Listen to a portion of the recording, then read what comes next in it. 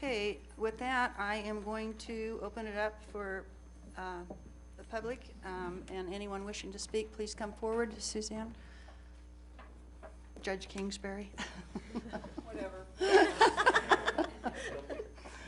Yeah, sometimes I laugh because my customers, we'll call them in court, call me Dude. When I'm wearing the ugly black dress, my name isn't Dude. First of all, Madam Mayor and City Council members and other members of the public that are here, I want to thank you, first of all, for inviting me to come and discuss the courthouse project. First of all, I want to emphasize that although the discussion is to relocate the court presence from downtown Main Street to a site next to the jail, the reality is this is a consolidation of court functions. I want to go back and just give a little bit of history, and I'm doing this for the audience members. Some of you already know this, but I've been a judge now. This is my 19th year. 19 years I'll never get back. And I have spent more time than I even care to discuss in pursuit of various courthouse projects over the years. And my predecessor judges, Pat Riley, Eddie Keller, and people who preceded him were also involved in other iterations of the project. In 2002, Senate Bill 1732 was passed by our legislature, and it allowed for the transfer of California courthouses to the state.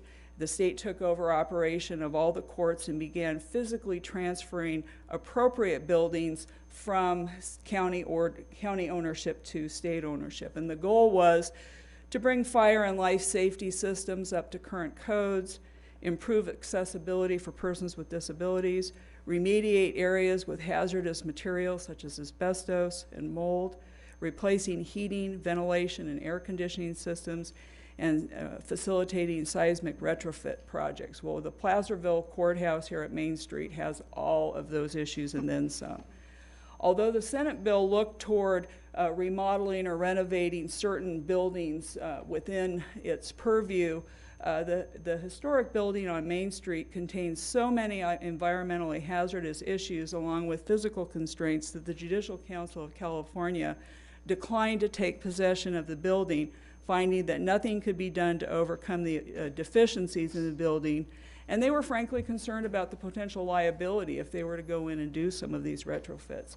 The issues that the building faces includes lead in the water carrying system resulting in no drinkable water, inadequate and out-of-date compliance relative to fire and life safety systems such as sprinklers, exits, emergency lighting, damage to the water system, which is difficult to repair due to environmental hazards in the building, such as lead and asbestos. There's asbestos throughout the building, from the floors and walls to the ductwork installation. We have limited and inadequate accessibility for persons with disabilities. The stairways are unsafe, and we've had many falls on our stairs, resulting in suits which go to the state of California. Our court reporters when our elevators aren't working, have to carry their very expensive equipment up and down the stairs, and they're deathly afraid that they'll drop them and have to pay to buy new equipment, which is their responsibility. The security of the building is completely inadequate. If anybody who's been at the courthouse knows that when the sheriff, and we have Under Sheriff Pashan here, brings in custody prisoners, they park at the back of the building in full view of Highway 50, which is a great security risk to the citizens, to the inmates, to the sheriff's deputies. They bring them in the public entrance, take them through the public corridors, up the public elevator when it's working, and then ultimately end up upstairs. We have no holding cells, we have no place to put them. They either sit in the courtroom or they're guarded by a deputy within the jury room. And there's windows in the jury room where anybody who wanted to pick off an inmate could be on that pedestrian overpass and do so pretty easily.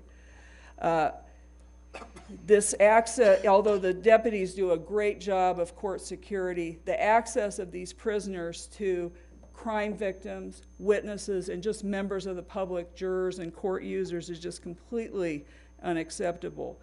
Our HVAC system is just completely God, I can't think of the right word. It doesn't work. In the wintertime, people will have air conditioning on. In the summertime, people will have heaters on. We can't do anything to the system, and so you'll see that we have wall air conditioners to help facilitate that. They can't access the system due to the asbestos, and that's true as it relates to the electrical and lighting systems.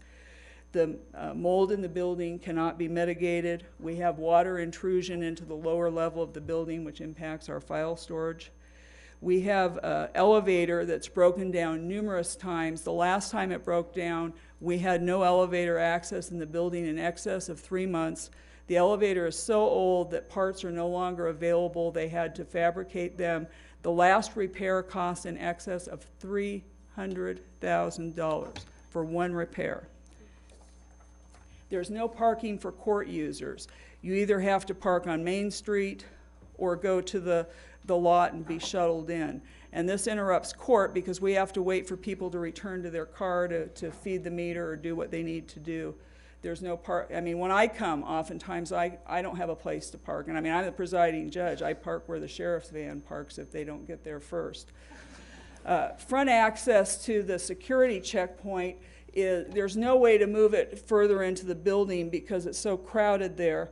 And so people that are waiting to come in to use the court or report for jury service are out there in the elements, rain, snow, wind, whatever. And for $15 a day, that's pretty hazardous duty.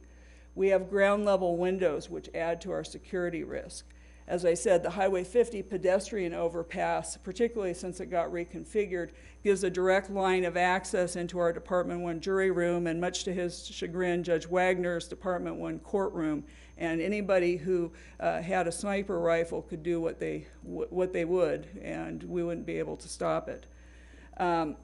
We have no juror assembly room. I was on jury duty in Placerville a while back, and we had to sit in the stairwell because there was no, which of course creates another hazard. We don't have the ability to expand our technological resources as we have no room for additional cabling.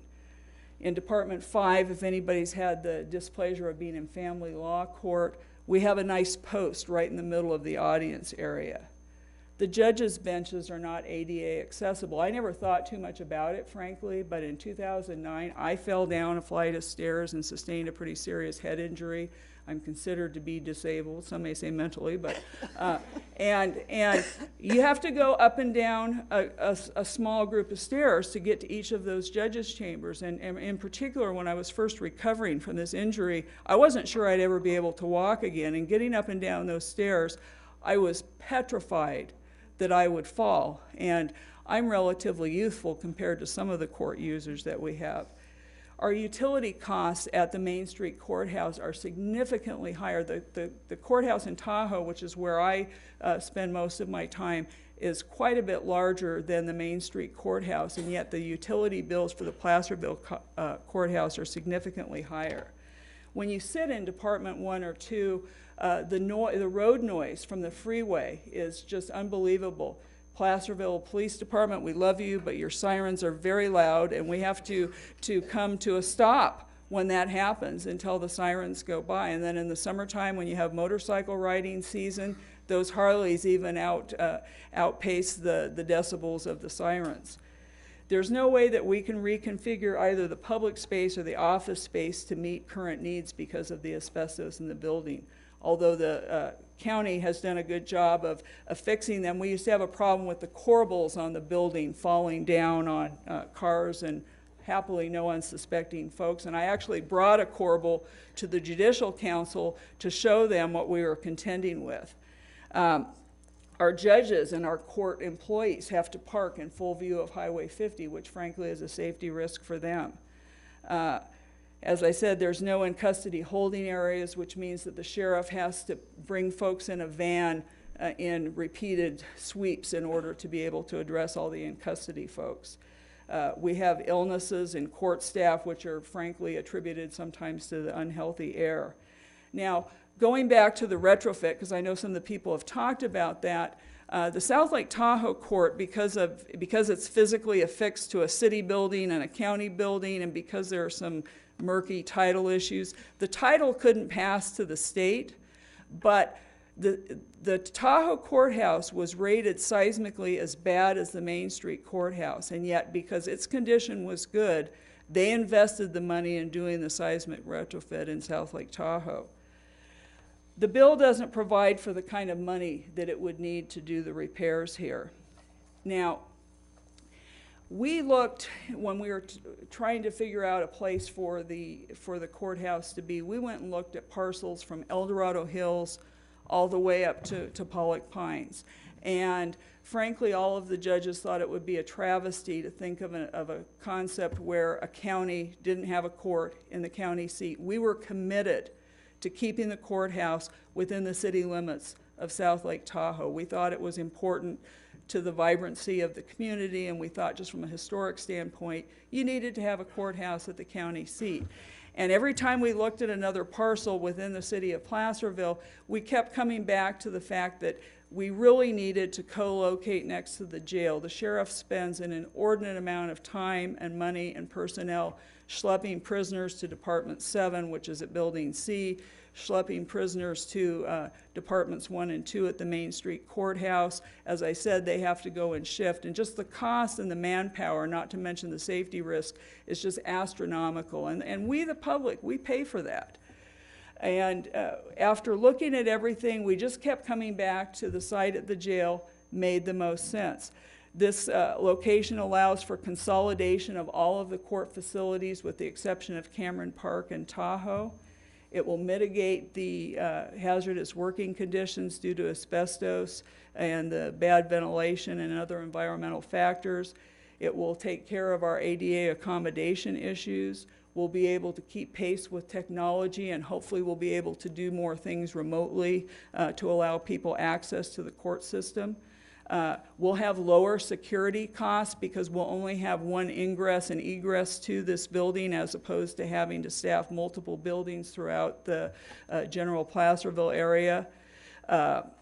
We won't have inmates going through public spaces in the future. We'll have a consolidated function, which will basically result in greater and more efficient use of public funds. We'll be able to move cases between courtrooms. We'll be able to be more efficient with the use of our staff and hopefully better serve the public. We'll have increased safety for everyone who uses it. And at the end of the day, I understand the concerns of the Main Street merchants. I came down here and ate for lunch today. I had to give a presentation to the Board of Supervisors. I could not find a place to park. I have friends and judges and other folks who come up and visit the Gold Country, and they tell me, we will not go to Placerville on a weekday because there's no place to park. This building, if it's erected, will still result in jurors, court employees, court users going to downtown Placerville to shop, to have lunch. They're going to have downtime, and there's not going to be any of those facilities around the courthouse. They will come here. I've talked to folks from the Transportation Commission about the possibility of having a trolley or something to run people down here so that the businesses aren't deprived, because we're sensitive to that. But if we don't go forward on this project, there are more than 58 separate court projects throughout the state. People are standing in line, and if we are not poised to move on this project, we will lose it. And this is something that will benefit the citizens of El Dorado County and court users for decades and decades to come. So thank you for the opportunity to address you. Thank you very, very much for that explanation. And I know I allowed her to go over the 3 minutes, but I thought it was very, very important, and she really, I think, nailed it. So